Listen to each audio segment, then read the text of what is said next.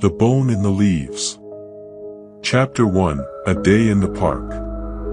The autumn air in Castlebrook was thick with the scent of damp earth and rotting leaves, a cloying sweetness that clung to Amelia Clark's throat like a warning, sharp and bitter, carrying the faint tang of something older, something buried. Woolhain Park buzzed with deceptive life.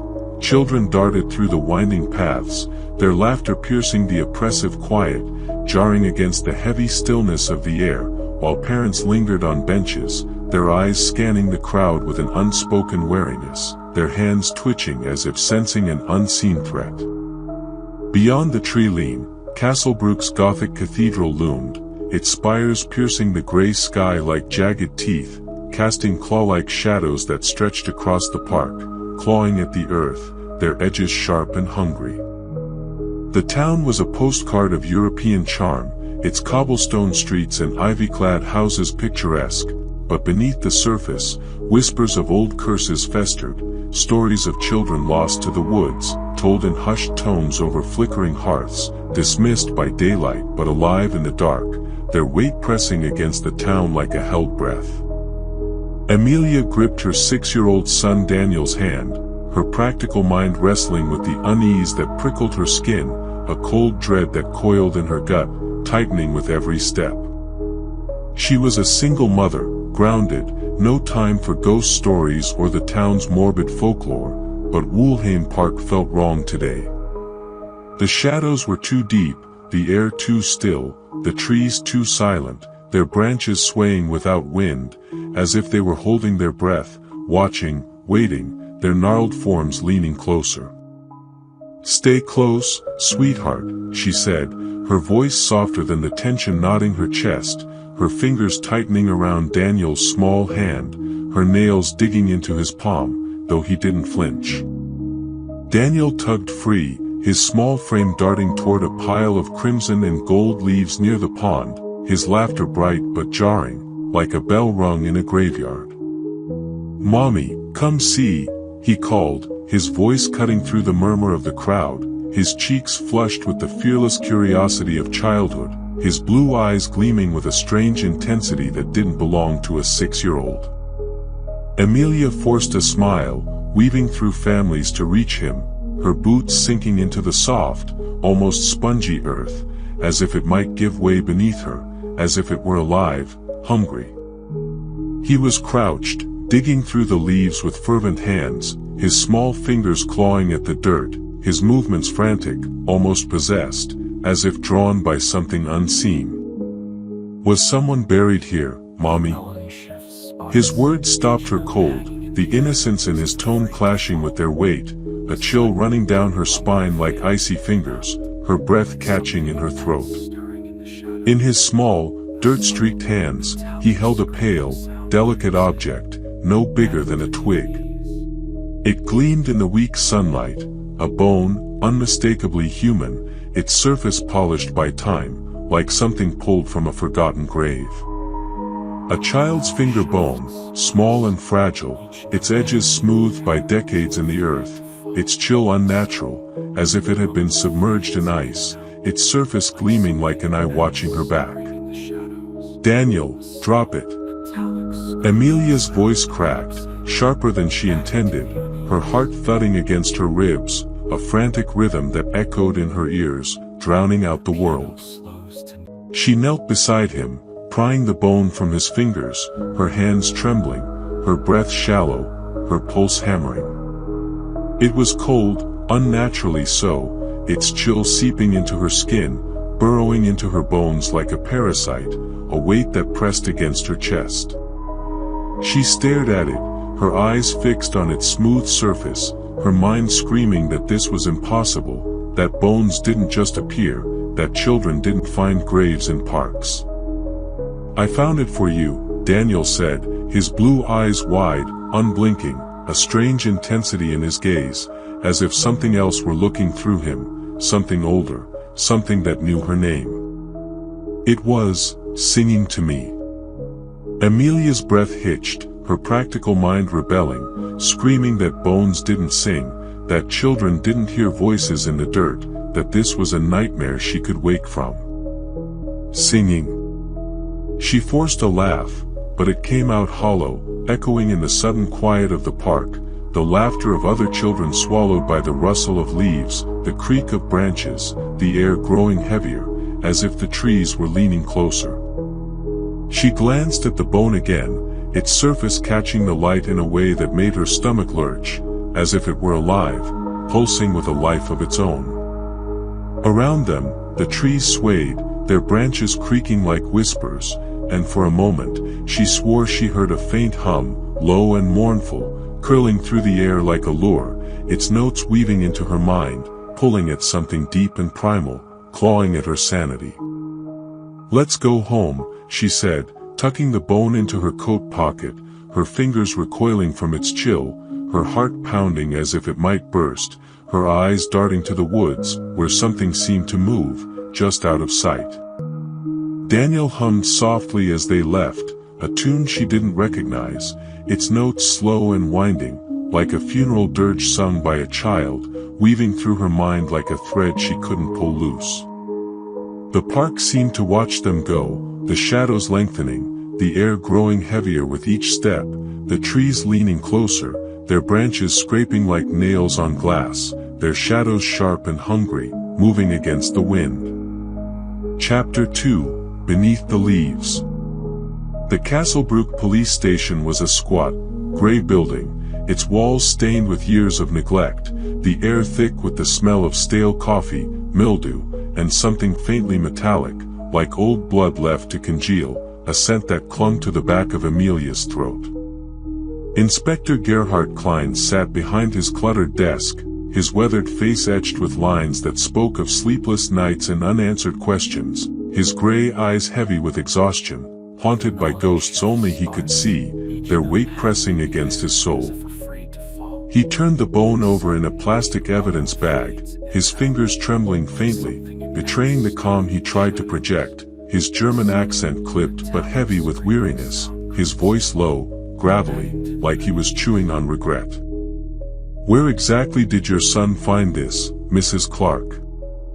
Klein's voice was steady, but his eyes were fixed on the bone, as if it might speak, its pale surface gleaming under the fluorescent light, its chill seeping through the plastic, a weight that pressed against the room. "By the old oak near the pond," Amelia said, her voice steady despite the knot in her stomach, her hands clenched in her lap, her nails digging into her palms, drawing blood, the pain grounding her against the dread that coiled in her gut.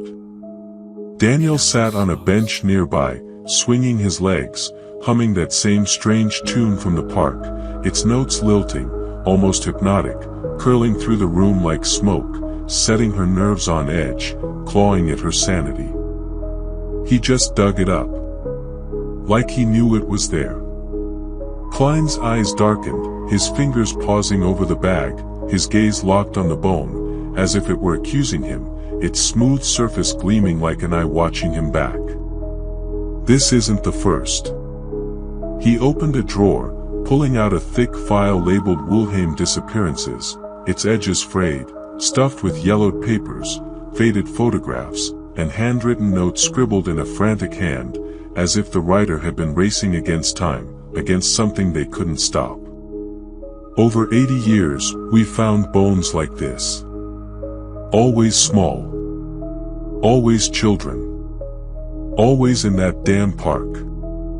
Amelia's stomach twisted, a cold dread pooling inside her, her fingers digging deeper into her palms, the pain sharp but distant, her heart pounding like a drum. "What do you mean, always children?" Klein leaned back, his chair creaking under his weight, his face pale in the dim light of the station, his eyes reflecting a pain that had never healed, a guilt that had carved itself into his soul. 23 kids, gone since 1920. No bodies, just fragments, fingers, ribs, a jawbone once. Every few years, they turn up, like the ground spitting them out, like it's mocking us, reminding us we can't stop it. He tapped the bag, his jaw tightening, his eyes haunted, his voice dropping lower, as if afraid the walls might hear. "Forensic tests will confirm it, but this one's old. Decades, maybe. And it won't be the last. Amelia glanced at Daniel, still humming, his small hands clutching a crayon as he doodled on a scrap of paper, his strokes deliberate, almost trance-like, the tune weaving through the air like a thread pulling tight, its notes burrowing into her mind. The melody was wrong, too old for a child, too mournful, like something sung in a forgotten language, its cadence pulling at her soul, clawing at her sanity. "What's happening in that park, Inspector?" she asked, her voice barely above a whisper, her throat tight with fear, her hands trembling in her lap. Klein's gaze drifted to the window, where the rain-slicked streets of Castlebrook reflected the dim streetlights, their glow fractured and unsteady, like the town itself was breaking, its charm a mask for something older, something hungry. Something's been there a long time. Something that doesn't let go. He hesitated, his voice dropping lower, his eyes fixed on some distant memory, his hands trembling as he gripped the desk. "My brother, Hans, was one of them. Found a bone in '62. 2 days later, he was gone. Walked into the woods, smiling, humming that same tune your boy's singing now. I heard him go, heard the door creak, but I was too scared to follow." Amelia's throat tightened, her mind racing, her heart pounding as if it might burst, her hands shaking as she leaned forward. "Gone where?" "The woods," Klein said, his voice barely audible, his eyes reflecting years of guilt, his hands clenching the edge of the desk, his knuckles white. "They always go to the woods. We'd find their shoes, their toys, their jackets, but never them. It's like the earth swallowed them whole, like it was hungry, like it wanted them." Daniel's humming grew louder, the notes curling through the room like a living thing, and Klein's face drained of color, his eyes fixed on the boy as if seeing his brother's ghost, his hands trembling as he gripped the desk. Amelia stood, pulling Daniel to her side, her hand shaking, her voice sharp. "We're leaving." But as they stepped into the rain, Daniel's small hand in hers, the tune followed, echoing in her mind long after they reached home, its notes weaving through the dark like a thread pulling tight. The bone in her pocket, now locked in a drawer upstairs, felt heavier, its chill seeping through her coat, as if it were alive, watching, waiting, its presence a weight that pressed against her chest. Chapter 3: The Map of Lost Ones. Rain pattered against Amelia's kitchen window that evening, a restless drumbeat that matched the pounding in her chest, the house too quiet, the shadows too sharp, every creak of the old floorboards making her jump, her nerves frayed like wires about to snap. A sharp knock startled her, and she opened the door to find Anya Voss, a wiry woman with feverish eyes and a leather satchel clutched to her chest, her coat soaked, her dark hair plastered to her face, giving her the look of someone who'd been running from something, or toward it, driven by an obsession that burned in her gaze, a fire that had consumed her life. "I heard about the bone," Anya said, stepping inside without invitation, her boots leaving wet prints on the floor, her voice low and urgent, her hands trembling as she clutched the satchel. "You need to know what you're dealing with, Amelia." Amelia hesitated, her practical side screaming to shut the door, to keep this stranger and her wild eyes out of her life, to cling to reason, to the world she knew. But the bone in the drawer upstairs, its chill still lingering on her fingers, felt like a weight on her soul, a tether to something she couldn't explain, something that knew her name. She gestured to the kitchen table, where Anya unrolled a hand-drawn map, its edges frayed, the paper yellowed with age, stained with coffee rings and something darker, like blood, its surface creased as if it had been folded and unfolded 1,000 times.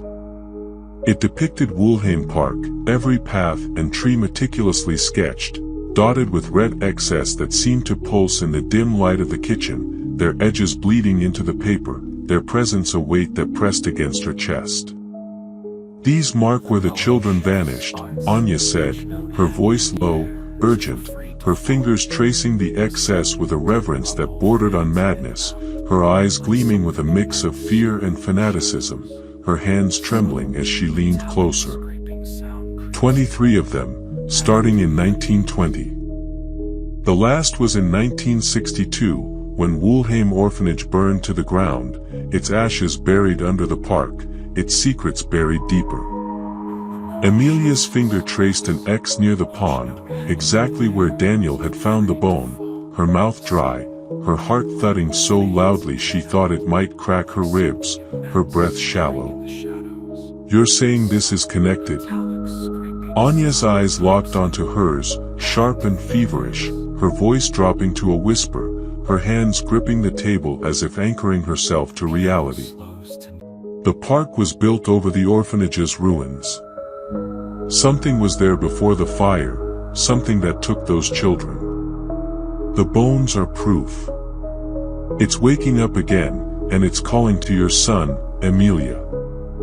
It knows his name. Amelia shook her head, her practical side rebelling against the madness, her voice trembling with defiance, her hands shaking as she leaned back. This is insane. Bones don't just appear. There's got to be an explanation, grave robbers, vandals, something rational, something I can understand. Anya leaned closer, her breath warm and sharp, her voice trembling with conviction, her eyes burning with a fire that had consumed her life. They don't appear. They're called to the surface. Your son heard it, didn't he? A sound, a song, something pulling him to that spot. Something that whispered his name, that promised him secrets. Amelia's skin prickled, her mind flashing to Daniel's words, it was singing to me. From the living room, his humming drifted in, that same eerie tune, weaving through the air like a thread pulling tight, its notes curling into her mind, clawing at her sanity, promising something was coming closer. She glanced at the map again, the red excess seeming to shift in the flickering light, like bloodstains spreading across the paper, their edges pulsing with a life of their own, their presence a weight that pressed against her chest. What do you know about this, Anya? She asked, her voice trembling, her hands shaking as she gripped the table, her nails digging into the wood. Too much, Anya whispered, her eyes darting to the shadows beyond the window, where the trees swayed in the rain, their branches scraping like nails on glass, their shadows sharp and hungry, moving against the wind. I've been studying the disappearances for years. The orphanage wasn't just a home, it was a place of rituals, old ones, tied to the woods, to the earth, to something older than the town, older than time. The townsfolk thought they could control it, bind it with prayers and iron, but they were wrong. The fire didn't destroy it. It set it free, and now it's hungry again. A chill ran through Amelia, her fingers tightening around the edge of the table, her nails digging deeper into the wood, the pain grounding her against the dread that coiled in her gut. What do we do? Anya's face hardened, her voice steady despite the fear in her eyes, her hands trembling as she folded the map, its creases sharp and final. We find out what it wants. We find its heart, its anchor, before it takes Daniel. Because it will. It always does. From the living room, Daniel's humming grew louder, the notes curling through the house like a warning, a promise of something coming closer, its presence a weight that pressed against her chest. Amelia's heart pounded, her eyes fixed on the map, the excess burning into her mind like a brand, their edges bleeding into the shadows, their weight pulling her deeper into the dark. Chapter 4, Daniel's New Friend. The next morning, Daniel sat at the kitchen table, scribbling furiously with a black crayon, his small hands moving with a purpose that didn't belong to a child, his strokes deliberate, almost frantic, as if driven by something unseen. His drawing was a chaos of jagged lines, Twisted trees, their branches like claws, surrounding a tall figure with no face, just a blank oval where features should have been, its edges jagged, as if drawn with a trembling hand, its blankness a void that seemed to pull at Amelia's gaze, making her stomach lurch, her heart pound like a drum in her chest. The figure's form was wrong, its limbs too long, its posture jerky, like a puppet on frayed strings, its presence a weight that pressed against her soul. "Who's this, sweetheart?" she asked, keeping her voice steady, though her hands shook as she poured coffee, the mug trembling in her grip, the liquid sloshing over the edge, burning her fingers, though she barely felt it. "The man in the trees," Daniel said cheerfully, his small fingers smudging the crayon, leaving black streaks on the paper, his blue eyes gleaming with a strange intensity, as if something else were looking through him, something that knew her name. "He's nice, Mommy. He says he knows where the bones come from. He wants to show me, says it's a secret place, a place where the leaves sing." Amelia's blood ran cold, her coffee mug slipping from her hand and shattering on the floor, the sound sharp in the quiet house, the shards scattering like bones, their edges gleaming in the morning light. She snatched the drawing, her pulse hammering, her eyes fixed on the faceless figure, its blankness unnatural, a void that seemed to stare back, pulling at her soul, clawing at her sanity. "Daniel, there's no man in the trees," she said, her voice sharp, her practical mind clinging to reason, though it was crumbling under the weight of dread, her hands trembling as she gripped the paper. "It's just your imagination, okay?" He tilted his head, his blue eyes unnervingly calm, a faint smile playing on his lips, as if he knew something she didn't, as if he were keeping a secret. "He's real. He hums to me. Like this." He mimicked the tune from the park, low and winding, like wind through hollow branches, its notes curling through the air like a lure, weaving into her mind, clawing at her sanity, promising something was coming closer. It was the same melody she'd heard at the station, the same one that had lingered in her head all night, burrowing deeper with every repetition, a thread pulling tight, a weight that pressed against her chest. "Daniel, stop it," she snapped, then softened, kneeling beside him, her hands on his shoulders, her fingers trembling, her heart pounding like a drum.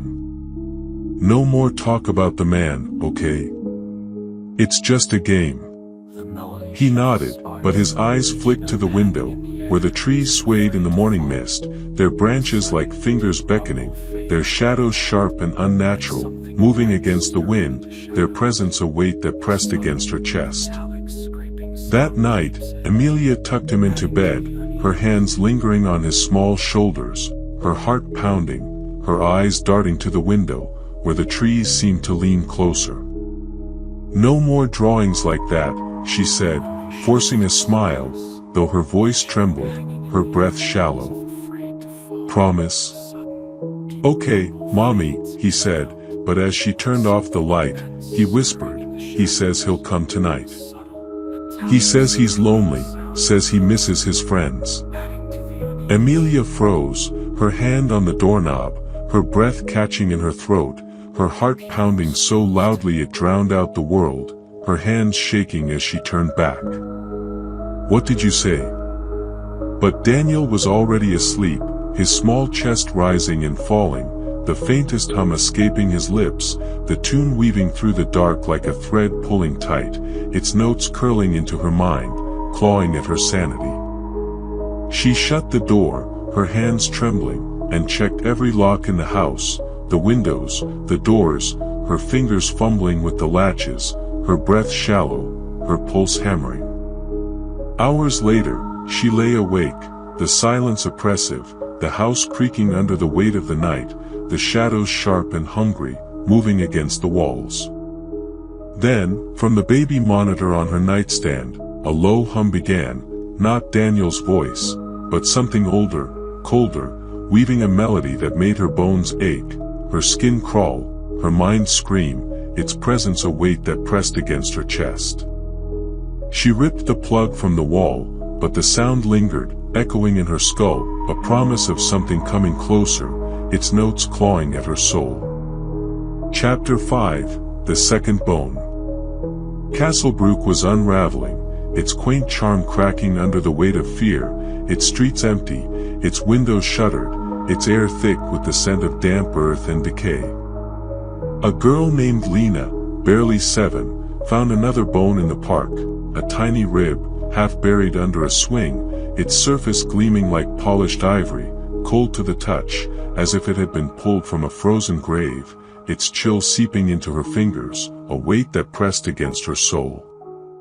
Within days, 3 more surfaced, a vertebra near the fountain, its edges sharp as if freshly broken, its surface slick with something that wasn't water, a jawbone by the picnic tables, teeth still intact, gleaming in the moonlight, their edges sharp and hungry, a femur tangled in the roots of a willow, half covered in moss, its surface slick with something dark and wet, its chill unnatural, as if it were alive.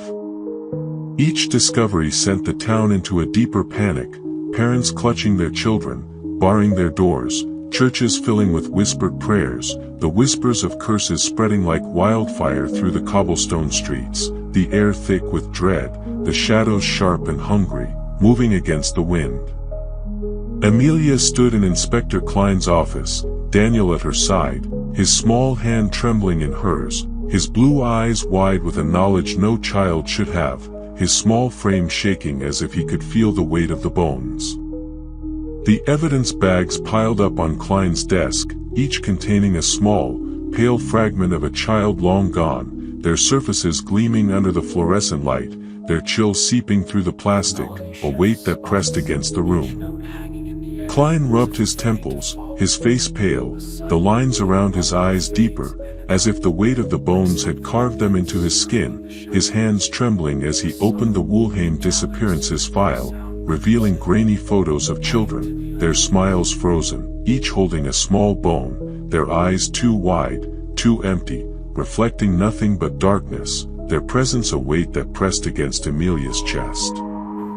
"I've seen this before," Klein muttered, his voice barely audible, his eyes fixed on the bones, as if they were accusing him, their smooth surfaces gleaming like eyes watching him back. In 62. My brother, Hans, found a bone just like these. Started talking about a man who whistled. 2 days later, he was gone. Amelia's grip on Daniel tightened, her nails digging into her palm, drawing blood, the pain grounding her against the dread that coiled in her gut, her heart pounding like a drum. Gone where? Klein's eyes were haunted, reflecting years of guilt, his voice raw, his hands clenching the edge of the desk, his knuckles white, his German accent thicker with emotion. The woods. They always go to the woods. We'd find their shoes sometimes, their toys, their jackets, but never them. It's like the earth swallowed them whole, like it was hungry, like it wanted them. He slid a grainy Polaroid across the desk, a boy, maybe 9, holding a small bone, his smile blank and unnatural, his eyes too wide, too empty, reflecting nothing but darkness, like a void that swallowed the light. That's Hans, 2 days before he vanished. The bones are a lure, Amelia. Something's waking up in that park, and it's calling for Daniel. Daniel tugged at her sleeve, his voice small, his eyes wide with a knowledge no child should have, his small frame trembling as if he could feel the weight of the bones. The man says the bones are his fingers. He's reaching up from the ground, Mommy. He wants me to come see, says it's a secret place. Amelia knelt, forcing a smile, though her heart hammered, her throat tight, her hands shaking as she cupped his face, her fingers trembling. Sweetheart, there's no man. It's just stories. But as she spoke, Daniel's humming resumed, that same mournful tune, its notes curling through the air like smoke, weaving into her mind, clawing at her sanity, and Klein's face drained of color, his eyes fixed on the boy as if seeing his brother's ghost, his hands trembling as he gripped the desk. "Get him out of that park," Klein said, his voice trembling, his eyes wild with a terror that had festered for decades, his hands shaking as he leaned forward. "Before it's too late." Amelia nodded, pulling Daniel toward the door, her legs unsteady, the bone in her pocket a cold weight against her hip, its chill seeping through her coat, as if it were alive, pulsing with a life of its own, its presence a weight that pressed against her chest.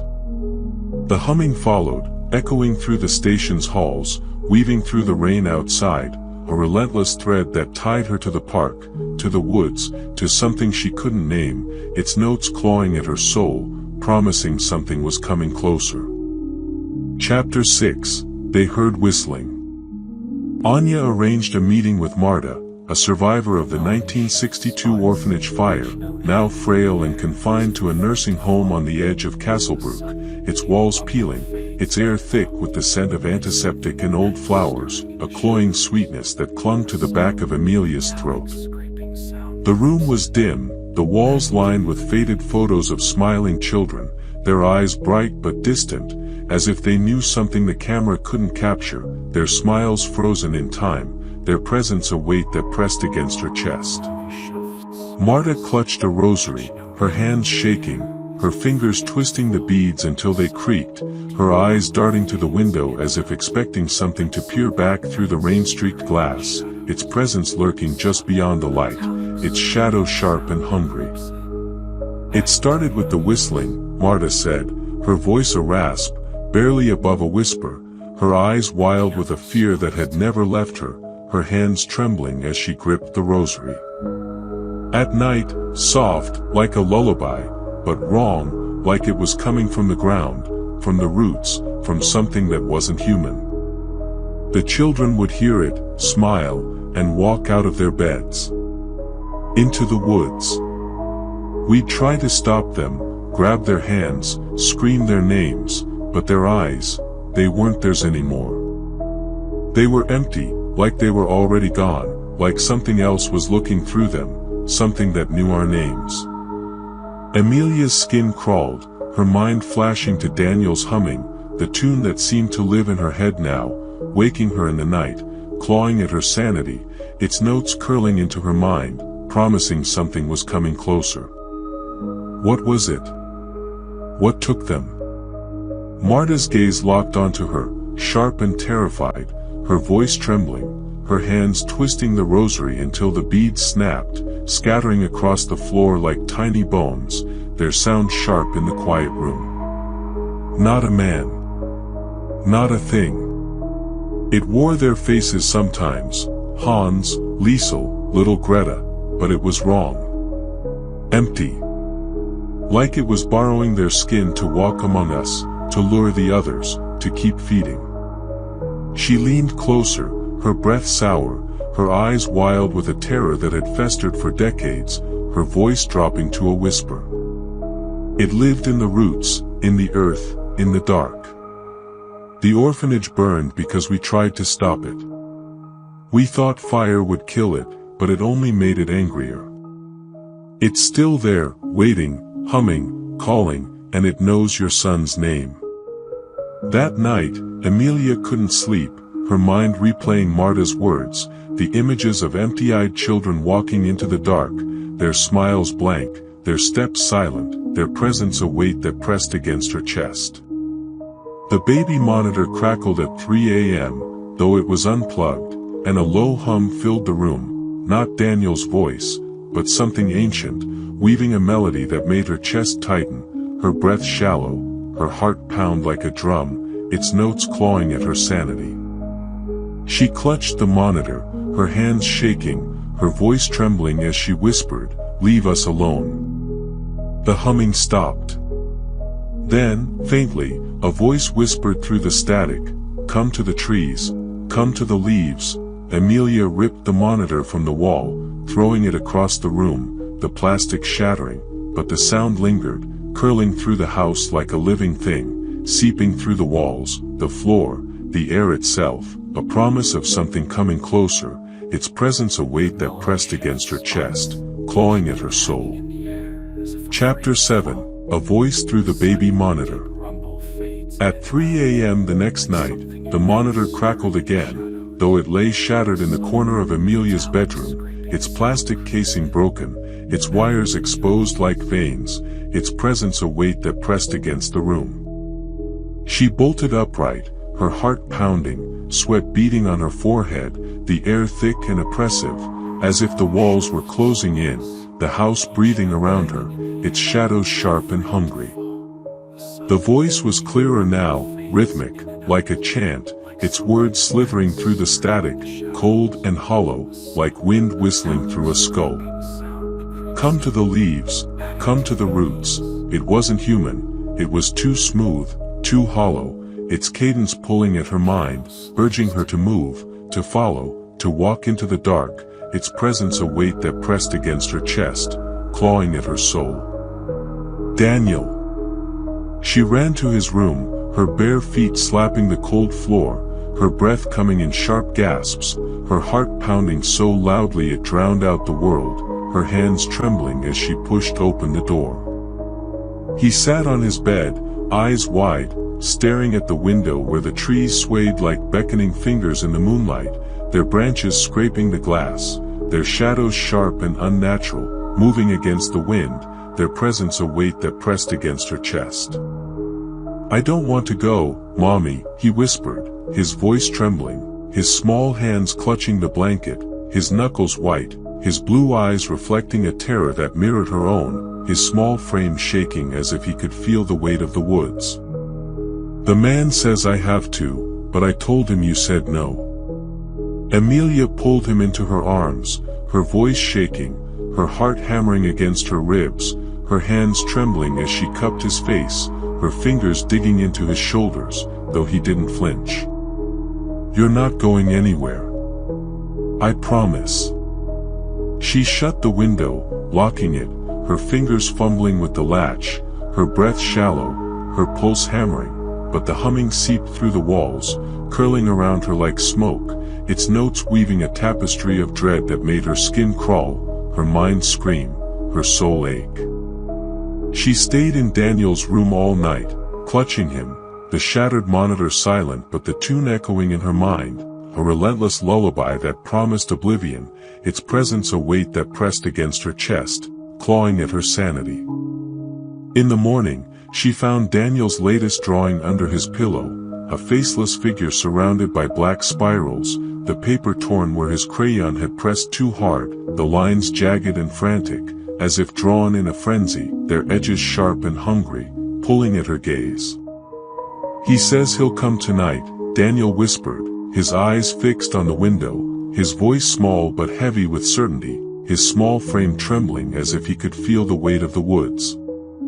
Amelia burned the drawing in the sink, the flames casting flickering shadows that seemed to move on their own, their shapes twisting into something tall and faceless, their edges sharp and unnatural, their presence a weight that pressed against her chest.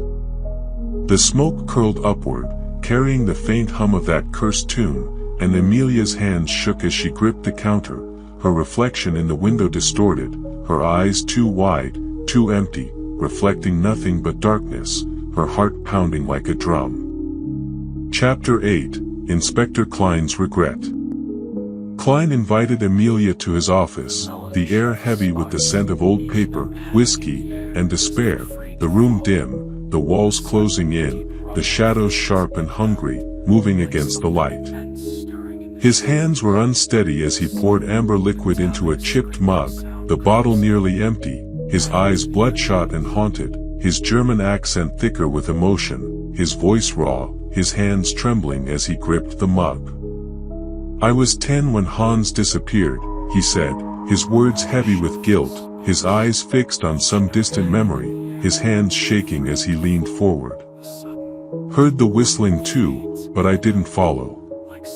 I hid under my bed, shaking, while he walked out the door, smiling like he was going to meet a friend.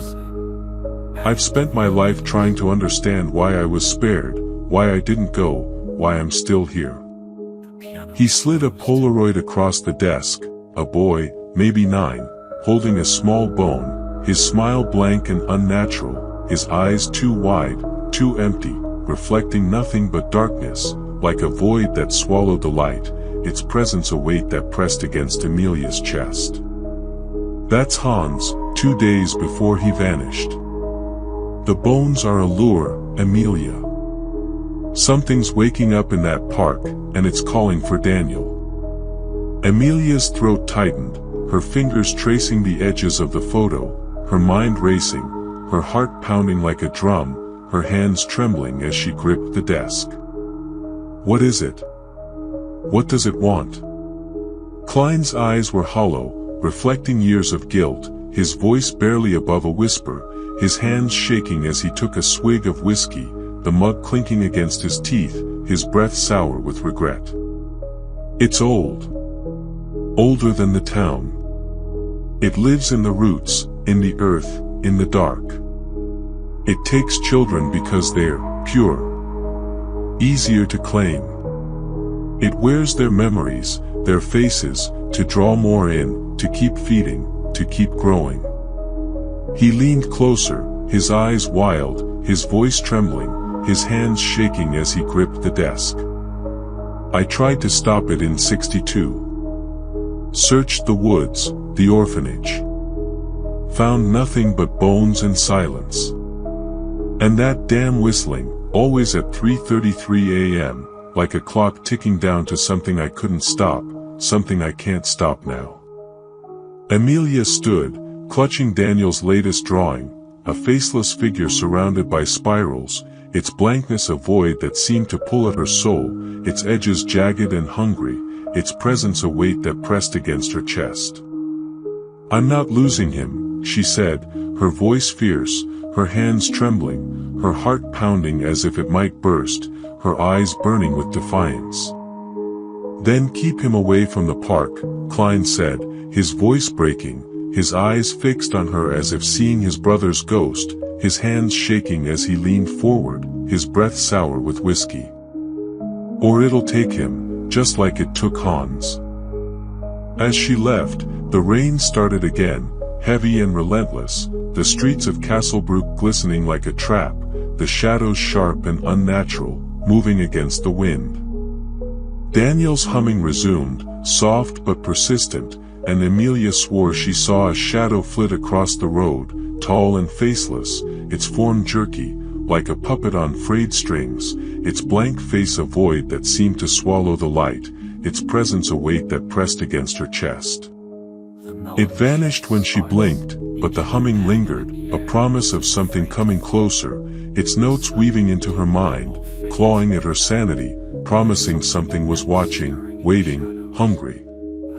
Chapter 9, The Tree with the Iron Nails. Anya led Amelia through Woolheim Park at dusk, the air thick with the scent of rot and wet earth, the trees looming taller, their branches twisting like skeletal hands, their shadows sharp and hungry, moving against the wind, their presence a weight that pressed against her chest.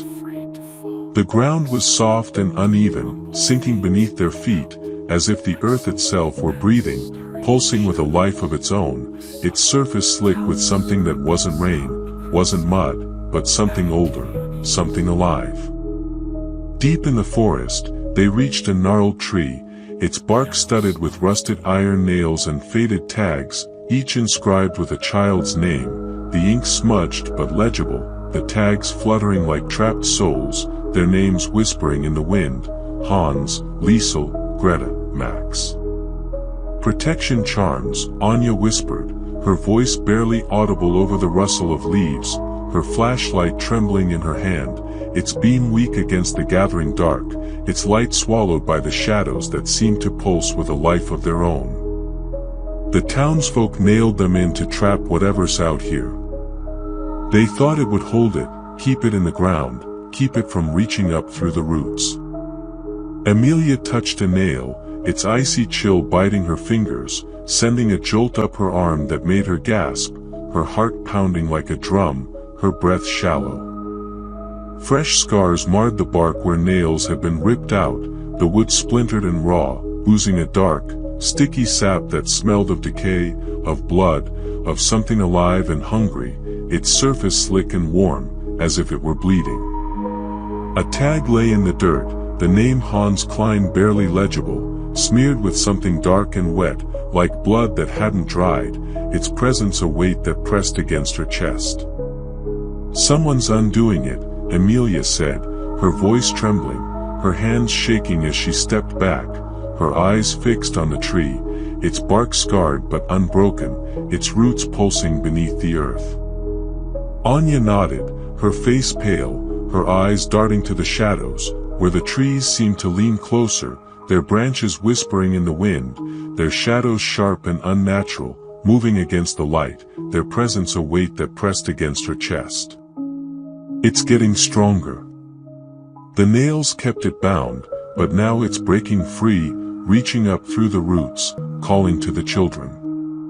A low hum echoed through the trees, the same tune Daniel had been singing, its notes curling through the air like a lure, pulling at Amelia's mind, her heart, her soul, its cadence promising something was coming closer.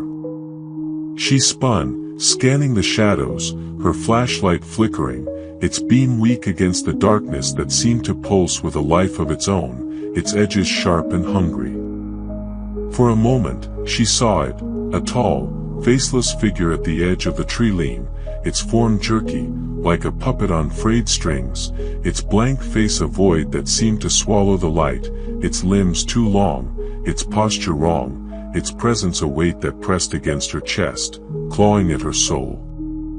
It vanished when she blinked, but the humming grew louder, pulsing in her chest, a rhythm that matched her heartbeat, a promise of something coming closer, its notes weaving into her mind, clawing at her sanity.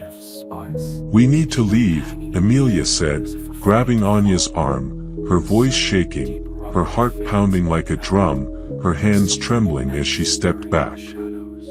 But as they turned, a child's laugh echoed behind them, sharp and unnatural, swallowed by the trees, its notes mingling with the humming that seemed to come from the earth itself, its presence a weight that pressed against her chest.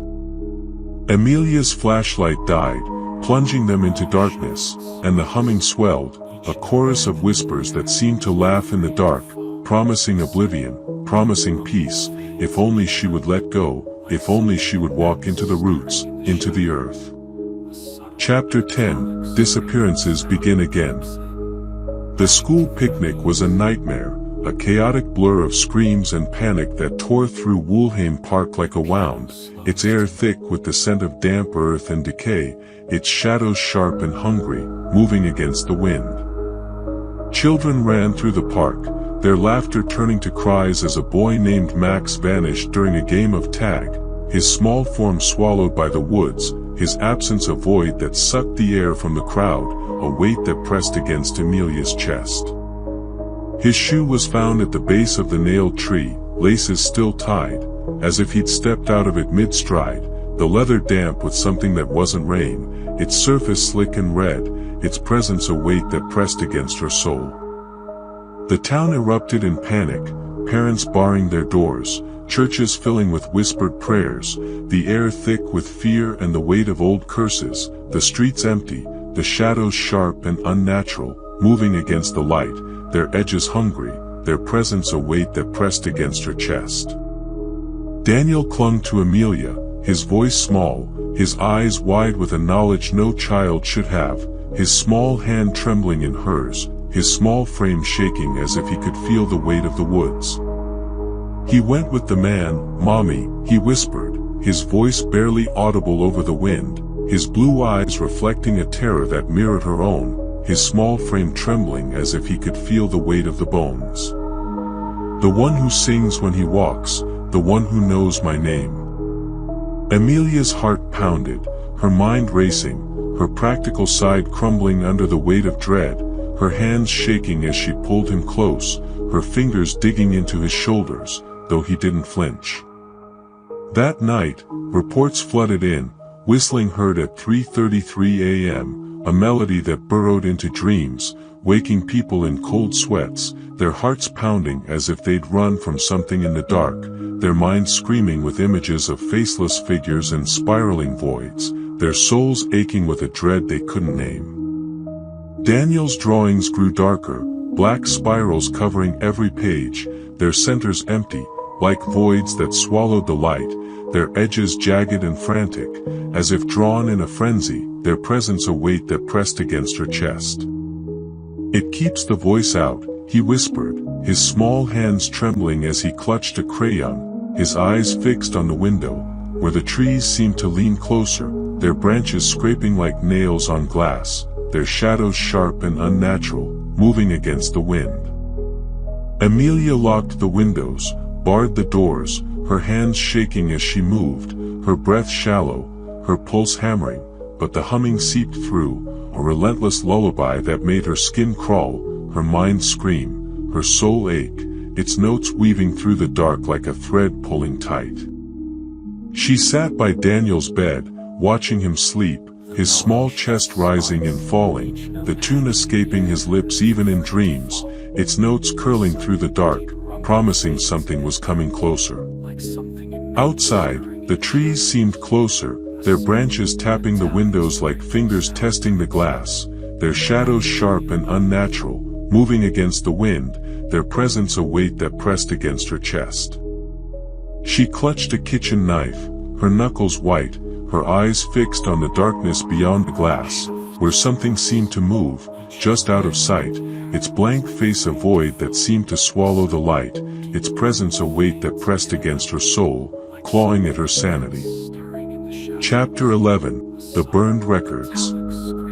Desperate, Amelia and Anya broke into the city archives, their flashlights cutting through the dust-choked air, the building a maze of sagging shelves and forgotten files, its walls peeling, its air thick with the smell of mold and ash, a cloying sweetness that clung to the back of Amelia's throat, its floor creaking under their weight as if the building itself resented their presence, its shadows sharp and hungry, moving against the light. In a locked cabinet, they found charred files from the orphanage, pages brittle and blackened, the words barely legible, written in a frantic hand, as if the writer had been racing against time, against something they couldn't stop, their presence a weight that pressed against her chest. Amelia's hands shook as she read aloud the final entry, her voice trembling, her heart pounding like a drum, her breath shallow. "They don't belong to us anymore. The woods have chosen them. We tried to stop it, bind it with iron and prayer, but it lives in the roots, in the earth, in the dark. It will never let them go. It's hungry, and it's waking, and it knows our names." Anya's voice was grim, her flashlight trembling in her hand, casting jagged shadows on the walls that seemed to move on their own, their shapes twisting into something tall and faceless, their edges sharp and unnatural, their presence a weight that pressed against her chest. "It's not just taking them. It's claiming their souls. The bones are what's left when it's done feeding, when it's taken everything they are, everything they could be." A faint hum echoed through the archive, though the building was sealed, the windows boarded shut, the air still and heavy, the sound coming from the walls, the floor, the air itself, its notes curling into Amelia's mind, clawing at her sanity.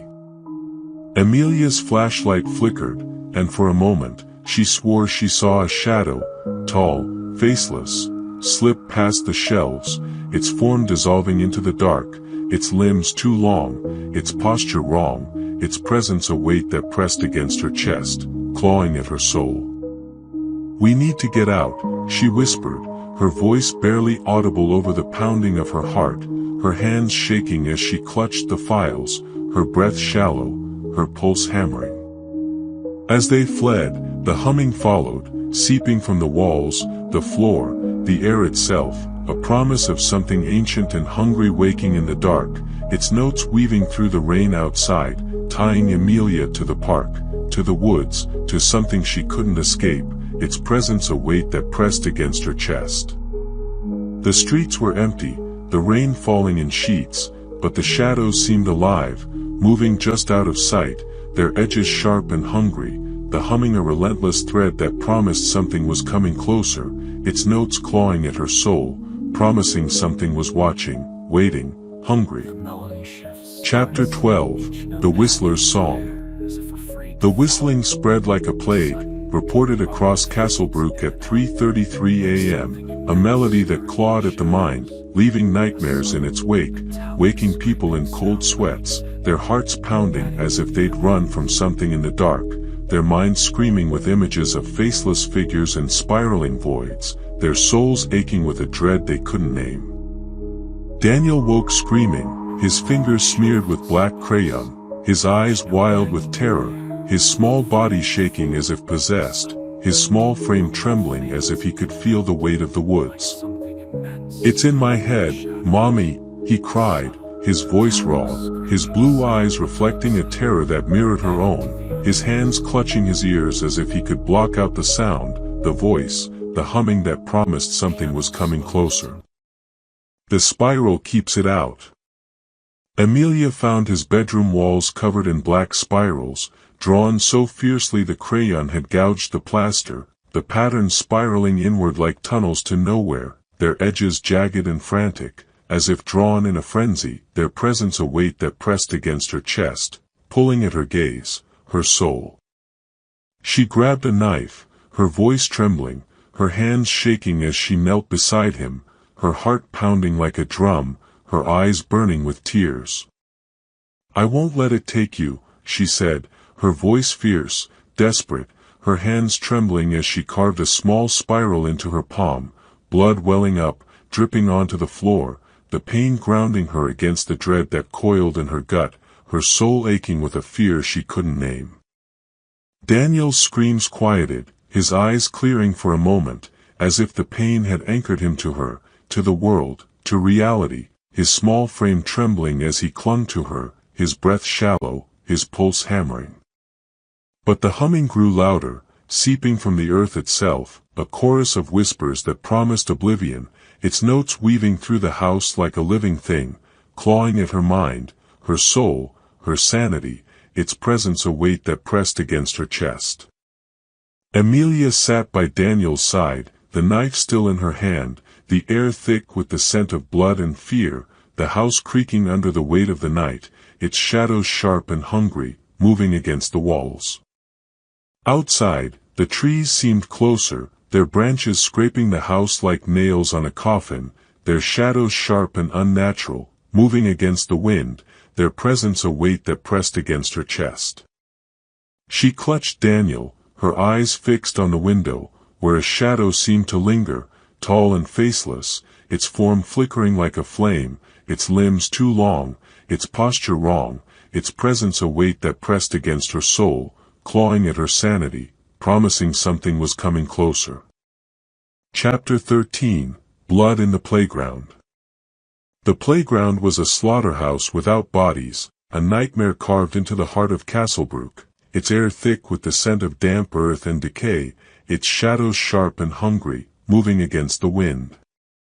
Swings dripped with fresh blood, pooling in the sand, the air thick with the coppery stench, the ground slick and red, as if the earth itself were bleeding, its surface pulsing with a life of its own.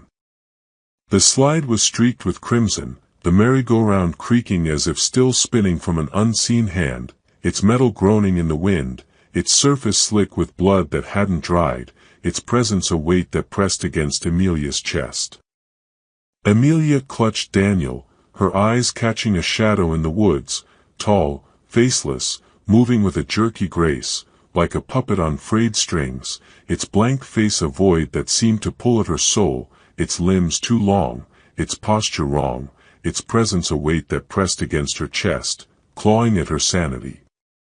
It vanished when she blinked, but the humming pulsed in her ears, a relentless tide that made her chest ache, her mind scream, her soul ache with a dread she couldn't name. "Mommy," Daniel whispered, his voice barely audible, his small hand trembling in hers, his blue eyes reflecting a terror that mirrored her own, his small frame shaking as if he could feel the weight of the woods, the bones, the blood. "He's watching us." Amelia ran, dragging Daniel home, the streets of Castlebrook alive with shadows that seemed to follow, their edges sharp and hungry, moving against the wind, the air heavy with the weight of unseen eyes, their presence a weight that pressed against her chest. That night, she barred the doors, checked the windows, her hands shaking as she moved, her breath shallow, her pulse hammering, but the humming followed, seeping through the cracks, a promise of something coming closer, its notes weaving through the dark like a thread pulling tight, clawing at her sanity. She sat by Daniel's bed, the knife in her lap, her knuckles white, her eyes fixed on the darkness beyond the glass, where the trees seemed to lean closer, their branches tapping like fingers testing the glass, their shadows sharp and unnatural, moving against the wind, their presence a weight that pressed against her chest. Daniel's small hand found hers, his voice a whisper, his eyes wide, reflecting the moonlight, his small frame trembling as if he could feel the weight of the woods. "He says he's lonely," he said, his voice small but heavy with certainty, his blue eyes reflecting a terror that mirrored her own, his hands trembling as he clung to her. "He says the bones miss their friends, says they're waiting for me." Amelia's heart stopped, her breath catching in her throat, her hands shaking as she pulled him close, her fingers digging into his shoulders, though he didn't flinch. "Don't listen to him," she said, her voice fierce, her eyes burning with tears, her heart pounding like a drum. But the humming grew louder, a chorus of whispers that seemed to come from the earth itself, promising peace, promising oblivion, if only she would let go, if only she would walk into the woods, into the roots, into the dark, its presence a weight that pressed against her chest, clawing at her soul. Chapter 14, The Root Cellar. Amelia and Klein ventured into the orphanage ruins, their flashlights barely piercing the fog that clung to the ground, the air thick with the scent of decay and wet earth, the ruins a skeleton of stone and charred wood, their edges sharp and jagged, like teeth, their presence a weight that pressed against her chest. The ground was soft and uneven, sinking beneath their feet, as if it might swallow them whole, its surface pulsing with a life of its own, its shadows sharp and hungry, moving against the light. They found a hidden cellar, its doors sealed with rusted iron crosses, the metal cold and slick under their fingers, etched with symbols that burned Amelia's eyes to look at, their edges sharp and unnatural, like wounds in the air, air presence a weight that pressed against her chest. Klein pried it open, the hinges screaming, a sound that echoed like a cry, revealing a staircase that descended into darkness, the air heavy with the stench of rot and something older, something alive, something hungry, its presence a weight that pressed against her chest, clawing at her soul. Inside, the air was suffocating, thick with the smell of decay and something metallic, like blood left to congeal, the walls slick with moisture, their surface pulsing faintly, as if breathing, their shadows sharp and unnatural, moving against the light. The walls were lined with dozens of small skulls, their empty sockets staring, arranged in spirals that mimicked Daniel's drawings, their patterns dizzying, hypnotic, pulling at Amelia's mind, her soul, their presence a weight that pressed against her chest, clawing at her sanity. At the center stood a twisted altar of roots and bones, gnarled and pulsing, as if breathing, its surface slick with something dark and wet, its presence a weight that pressed against her chest, clawing at her soul. A fresh child sweater, Max's, embroidered with his name, lay draped across it, stained with blood, its fibers matted and heavy, the air around it humming with a life of its own, its notes curling into Amelia's mind, clawing at her sanity. Klein's voice broke, his flashlight trembling, casting jagged shadows on the walls that seemed to move on their own, their shapes twisting into something tall and faceless, their edges sharp and unnatural, their presence a weight that pressed against her chest. This is where they go. This is where it keeps them. Amelia gagged, the humming now a deafening roar in her ears, vibrating through the earth, her chest, her bones, its notes clawing at her mind, her soul, her sanity, promising something was coming closer. "We have to destroy it," she said, her voice shaking, her hands clenched into fists, her nails drawing blood from her palms, her heart pounding like a drum, her eyes burning with defiance. Klein shook his head, his face ashen, his eyes wide with terror, his voice trembling, his hands shaking as he stepped back. "You can't destroy what's part of the earth. It's in the roots, the soil, the air. It's been here longer than us, longer than the town, longer than time itself." As they fled, the cellar door slammed shut behind them, the sound echoing like a heartbeat, the humming swelling into a chorus of voices that seemed to laugh in the dark, their notes weaving through the ruins, the fog, the air itself, their presence a weight that pressed against her chest, clawing at her soul. The ruins seemed to shift around them, the stones creaking, the earth trembling, as if the ground itself were alive, watching, waiting, hungry, its shadows sharp and unnatural, moving against the light. Chapter 15, The Trade. That night, Daniel woke screaming, his voice not his own, his words slithering from his mouth like a serpent's hiss, cold and hollow, like wind whistling through a skull. One child returned. One mother stays. His eyes were blank, like polished glass, reflecting nothing, his small body limp in Amelia's arms, his skin cold, as if the life were draining from him, his small frame trembling as if possessed. She shook him, her voice raw, her heart pounding like a drum, her hands trembling as she cupped his face, her fingers digging into his shoulders, though he didn't flinch. "Daniel, wake up. Come back to me." The humming filled the room, a physical force pressing against her chest, whispering promises of peace if she gave in, if she walked into the woods, if she let go, its notes clawing at her mind, her soul, her sanity, promising something was coming closer.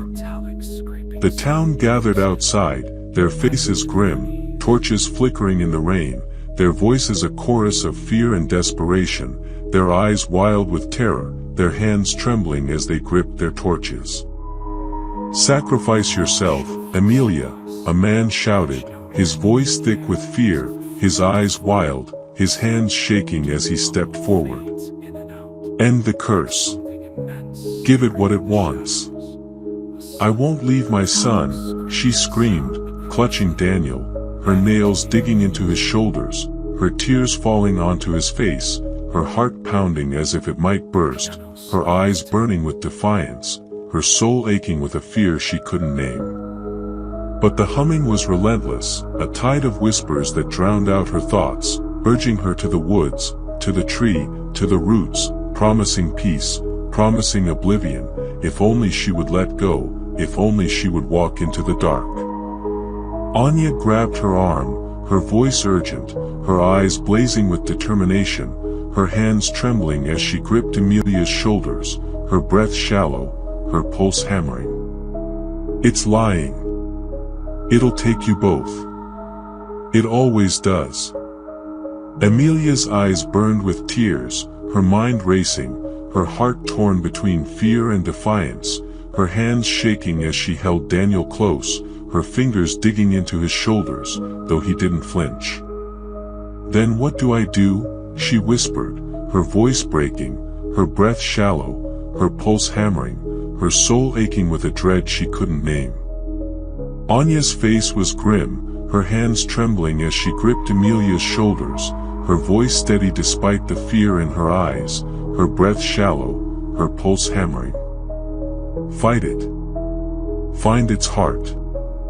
The tree, the cellar, something holds it here. Destroy it, or it'll never stop." The humming swelled, a chorus of voices that seemed to come from the earth, the air, the walls, promising peace, promising oblivion, if only she would let go, if only she would walk into the roots, into the dark. Amelia clutched Daniel tighter, her eyes fixed on his face, his small form trembling in her arms, and swore she would never let him go, her heart pounding like a drum, her mind screaming with defiance, her soul aching with a fear she couldn't name, its presence a weight that pressed against her chest, clawing at her sanity. Chapter 16, The Park Closes. A storm tore through Castlebrook, uprooting trees and flooding streets, the wind howling like a scream, the rain falling in sheets that stung like needles, the air thick with the scent of wet earth and decay, its shadows sharp and hungry, moving against the light. The park was sealed, barbed wire glinting in the lightning, police tape flapping like tattered flags, the ground churned to mud, its surface pulsing with a life of its own, its presence a weight that pressed against Amelia's chest. But Daniel was gone. Amelia woke to find his bed empty, his window open, the curtains fluttering in the storm, his small shoes by the door, laces untied, as if he'd walked out in a trance, his absence a void that sucked the air from her lungs, a weight that pressed against her soul, clawing at her sanity. She ran into the woods, her flashlight flickering, the rain blinding her, her breath coming in sharp gasps, her heart pounding like a drum, her hands trembling as she pushed through the trees, their branches scraping her skin, their roots tripping her feet, their shadows sharp and unnatural, moving against the wind. "Daniel!" she screamed, her voice swallowed by the storm, the wind tearing at her clothes, her hair, her skin, the humming pulsing through the air, the ground, her bones, its presence a weight that pressed against her chest, clawing at her soul. She found him at the nailed tree, his eyes glazed, a black spiral glowing faintly on his palm, pulsing like a heartbeat, its edges sharp and unnatural, its presence a void that seemed to pull at her soul, clawing at her sanity. The whistler's voice filled the air, a low, mocking hum, its words curling like smoke, wrapping around her heart, clawing at her mind, promising something was coming closer. "Mine," it whispered, the sound a blade against her soul, its presence a weight that pressed her to her knees, the tree looming above, its nails glinting like eyes, the tags fluttering like trapped souls, their names whispering in the wind, Hans, Liesel, Greta, Max, their presence a weight that pressed against her chest, clawing at her sanity. Amelia fell to the ground, her hands shaking, her voice raw, her heart pounding as if it might burst, her eyes burning with tears. "Leave him alone," she screamed, her words drowned by the storm, the humming, the laughter that wasn't Daniel's, its notes sharp and unnatural, like a child's voice twisted by something ancient, its presence a weight that pressed against her chest, clawing at her soul. The tree loomed above, its roots pulsing beneath the earth, its bark scarred but unbroken, its nails glinting in the lightning, its tags fluttering like trapped souls, their names whispering like a warning, their presence a weight that pressed against her chest, clawing at her sanity. She crawled to Daniel, her hands sinking into the mud, the roots beneath her pulsing, alive, hungry, their surface slick with something that wasn't rain, wasn't blood, but something older, something alive, its presence a weight that pressed against her chest, clawing at her soul. The humming was everywhere now, a chorus of voices urging her deeper, promising answers in the dark, promising peace if she would only let go, if she would walk into the roots, into the earth, into the dark, its presence a weight that pressed against her chest, clawing at her sanity. Chapter 17, Still Whistling.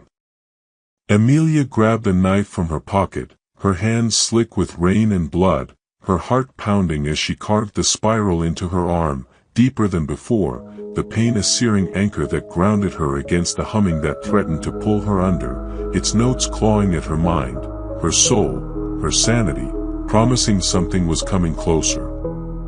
Blood dripped onto the roots, hissing as it touched the earth, and the air shuddered, the humming faltering, the tree trembling as if in pain, its bark cracking, its roots writhing like snakes, their surface slick and warm, as if bleeding, their presence a weight that pressed against her chest, clawing at her soul. Daniel blinked, his eyes clearing, his small hand reaching for hers, his voice breaking through the storm, small and trembling, his blue eyes wide with fear, his small frame shaking as if waking from a nightmare. "Mommy," he whispered, his voice his own again, his blue eyes reflecting a terror that mirrored her own, his small frame trembling as he clung to her, his breath shallow, his pulse hammering. She pulled him close, sobbing, her arms wrapping around him, shielding him from the storm, the humming, the woods, her tears falling onto his face, her heart pounding like a drum, her eyes burning with defiance.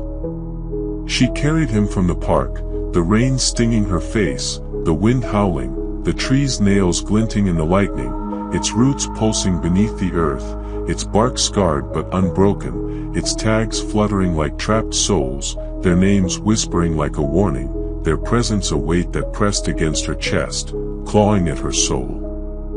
The humming faded, but never stopped, a faint thread of sound weaving through the trees, a promise of something waiting, watching, hungry, its notes curling into her mind, clawing at her sanity.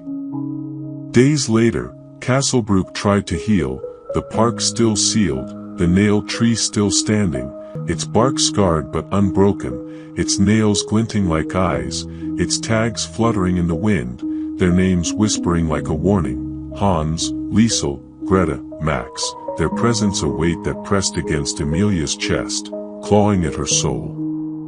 New grass grew over the roots, soft and green, as if nothing had happened, as if the earth could forget, as if the woods could be silent.